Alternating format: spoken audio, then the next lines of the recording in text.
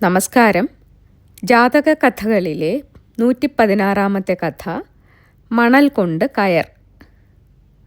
ബോധിസത്വനെ പരീക്ഷിക്കാനായി സേനകൻ വീണ്ടും ഒരു നിർദ്ദേശം യവമജ്ജക ഗ്രാമത്തിലേക്ക് അയച്ചു. രാജാവിന് ഊഞ്ഞാലാടി രസിക്കണം. പഴയ ഊഞ്ഞാൽ കയർ പൊട്ടിപ്പോയി.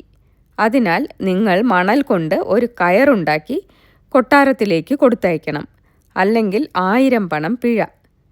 എന്തു ചെയ്യണമെന്നറിയാതെ ഗ്രാമക്കാർ കുഴങ്ങി. അപ്പോൾ ബോധിസത്വൻ പറഞ്ഞു, എല്ലാറ്റിനും വഴിയുണ്ട്, നിങ്ങൾ പരിഭ്രമിക്കാതിരിക്കണം.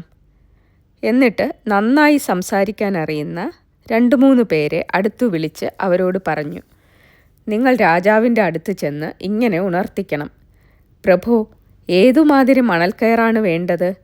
എത്ര പിരി വേണം? എന്തു കനം വേണം? ഇതൊന്നും ഞങ്ങൾക്കറിഞ്ഞുകൂടാ.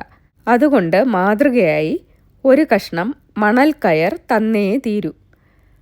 അതുപോലെ അവർ രാജാവിനോട് ചെന്ന് പറഞ്ഞു. രാജാവ് അത്ഭുതപ്പെട്ടു. അദ്ദേഹം ചോദിച്ചു, എന്താ മണൽ കയറോ? അതെങ്ങനെ കിട്ടാനാണ്?